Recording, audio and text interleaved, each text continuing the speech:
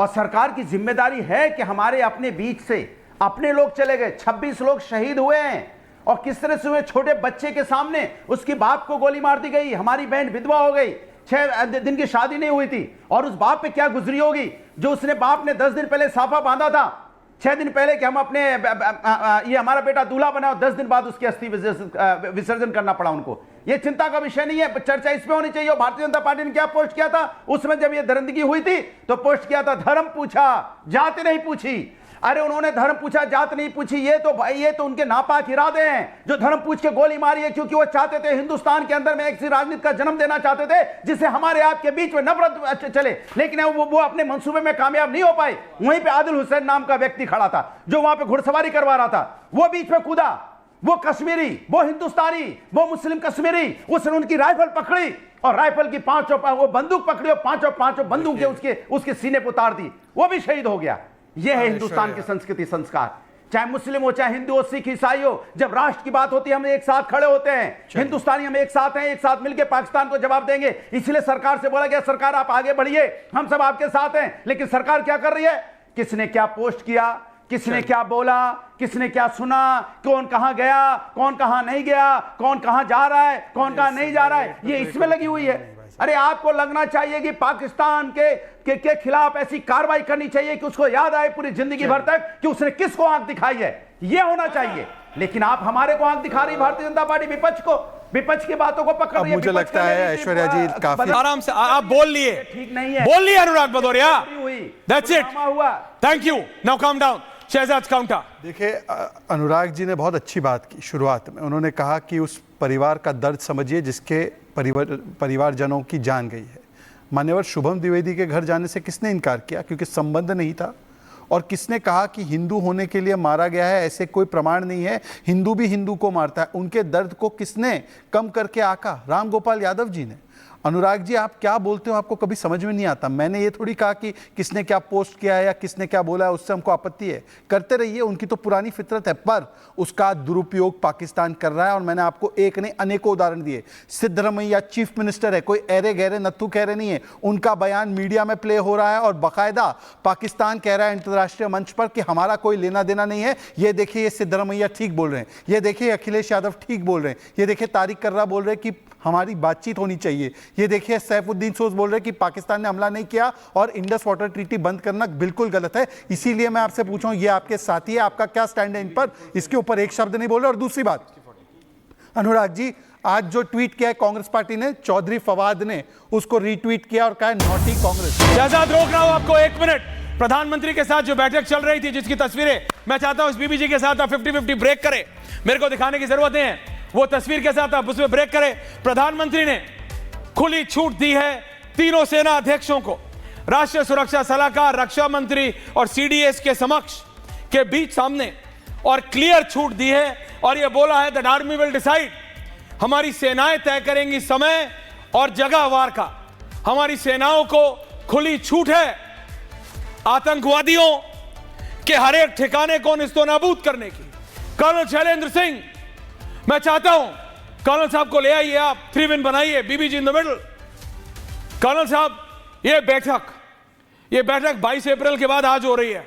NSA थे, CDS थे, थल सेना अध्यक्ष, वायुसेना अध्यक्ष, नेवी चीफ, रक्षा मंत्री, उसके अंदर से सूत्रों के हवाले से खबर है, prime minister has given a clear open hand, do what you want, जो करना है करो, आतंक का खात्मा करो। कर्नल साहब विद विजुअल्स, जय हिंद, नमस्कार। ऐश्वर्या जी, मैं आपको एक बात बड़ी क्लैरिटी से बता दूं, बहुत फर्क होता है कि आप कोई भी ऑपोजिशन पार्टी एक बीजेपी पर अटैक करे या सरकार पर अटैक करे। मुझे लगता है और जो साफ है, तो मुझे लगता है कि कोई भी पार्टी का कोई भी आदमी हो, किसी भी लेवल का हो, अगर वो कुछ भी कमेंट कर रहा है सरकार के ऊपर, तो शायद वो अपनी पार्टी के खिलाफ जा रहा है, देश के खिलाफ जा रहा है। ज्यादा बड़ी बात यह है कि डिसीजन क्या हुआ। आप मुझे ये बताइए, अगर किसी को नहीं दिख रहा, अंधे काने और गूंगे आदमी को भी अगर नहीं दिख रहा हो कि क्या जल प्रहार नहीं होने वाला है, उसके वजह से कितना फर्क पड़ गया है, पूरा का पूरा पाकिस्तान हड़कंप में है। क्या आपको दिखाई नहीं दे रहा कि लोगों को वापस भेजा जा रहा है? एक डिप्लोमेटिक स्ट्राइक हुई है और अब 2 बार सीसीएस की मीटिंग होने आ रही है, ये दिखाई नहीं दे रहा, कोई एक्शन नहीं हो रहा, सब चुपचाप बैठे हैं, सब अपने अपने बिस्तरे में एसी के अंदर बैठे हुए हैं। Can I just have that visual? Colonel साहब, इससे पहले मैं अपनी डिबेट में वापस जाऊं, ये पॉलिटिकल लोग डिबेट करते हैं, मैं वो विजुअल चाहता हूं, मार्क्ड अप विजुअल।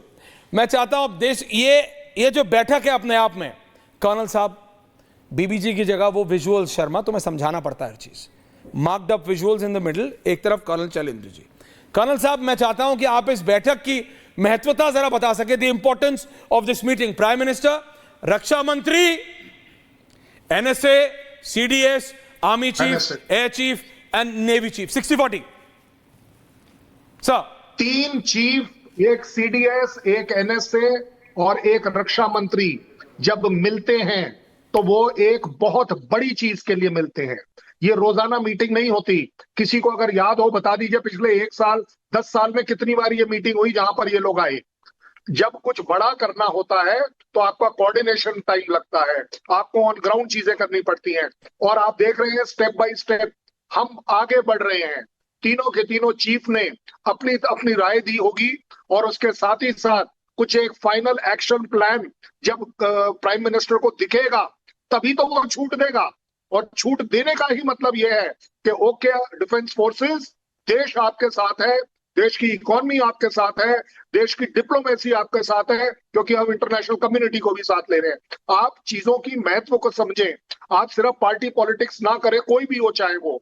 मैं ज्यादा कहना ये सिर्फ चाहता हूं कि जो कुछ हो रहा है एक स्ट्रेटेजिक तौर पर हो रहा है, एक नी जर्क रिएक्शन नहीं है कि अभी एकदम कोई आइडिया है चलो जी ये कर दो, चलो जी वो कर दो, नहीं, एक कंसिस्टेंट प्लान बनाना है। क्योंकि एक प्राइम मिनिस्टर ने डिक्लेयर किया है कि इस बार हम उनके आकाओं तक जाएंगे।